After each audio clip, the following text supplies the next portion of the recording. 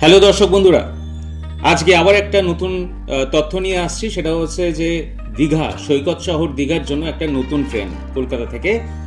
এতদিন যা ছিল না তা হলো শিয়ালদা কলকাতা দমদম সেকশনে নতুন রুটে সমুদ্র সৈকত দীঘার জন্য কোনো ট্রেন। আজ দীঘার ট্রেন ধরতে হলে শিয়ালদা বা নর্থ কলকাতার বা উত্তর বা দক্ষিণ 24 পরগনার যাত্রীদের গঙ্গা পেরিয়ে হাওড়া বা সাঁতরাগাছি আসতে হতো ভোর ভোর।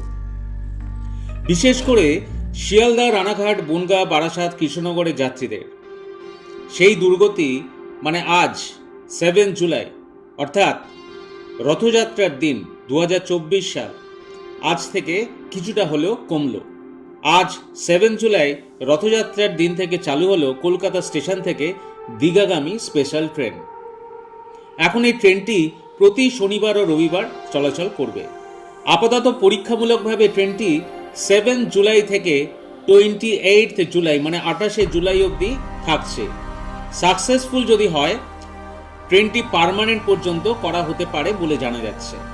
দীঘা, মন্দারমণি, তাজপুর, শঙ্করপুর এখন অনেকটা কাছে এসে গেল এই স্পেশাল ট্রেনটির সুবাদে, অন্তত কিছুদিন। অনেকদিন এই দাবি উঠেছিল যাতে শিয়ালদা বা দমদম সেকশনে দীঘার ট্রেন চালু করা যায়। পূর্ব রেলে এ ব্যাপারে ভ্রমণার্থীদের উদ্দেশ্যে তাদের সহযোগিতার হাত একটু হলেও প্রসারিত করলো। আইআরসিটিসি অ্যাপ থেকে বুকিং চালু হয়ে গেছে, এটাও বলে রাখলাম। এই ট্রেনটার কি কি অসুবিধা আছে সেটাও বলবো। তার আগে আমি একটু স্টপেজ ওয়াইজ ট্রেন টাইম টেবিলটা একটু আপনাদের বলে দিই। 03161 যেটা কলকাতা দীঘা স্পেশালের ট্রেন নাম্বার, সেটি কলকাতা ছাড়বে দুপুর 2টায়। আদুলের টাইম হচ্ছে 3:18 পৌঁছানোর টাইম, এবং 2 মিনিট পরে 3:20 সেটি আদুল ছেড়ে যাবে। উলুবেড়িয়া পৌঁছবে 3:38, ছেড়ে যাবে 3:40।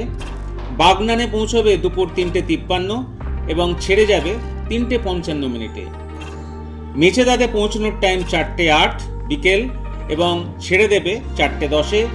তমলুক পৌঁছবে বিকেল 4:48 এবং ছেড়ে দেবে বিকেল 4:50। কাঁথি 5:50 পৌঁছানোর টাইম এবং ছাড়বে 5:52 এবং দীঘা পৌঁছবে 6:50 সন্ধেবেলায়। অনুরূপভাবে 03162 যেটা দীঘা থেকে কলকাতা আসবে, সেই দীঘা টু কলকাতা স্পেশাল ট্রেনের টাইমটাও একটু জেনে নিন। দীঘা থেকে ছাড়ার টাইম সন্ধে 7:10। কাঁথিতে পৌঁছবে সন্ধে 7:55। তমলুক পৌঁছবে রাত 9:15। মেছেদা পৌঁছবে 9:48। বাগনান পৌঁছবে রাত্রির 10:02। উলুবেড়িয়া পৌঁছবে রাত্রির 10:13। আদুল পৌঁছবে রাত্রির 10:28 এবং কলকাতা পৌঁছবে রাত 11:55, প্রায় 12টার সময়। এখন আসছি কি কি অসুবিধে আছে এই ট্রেনের ব্যাপারে।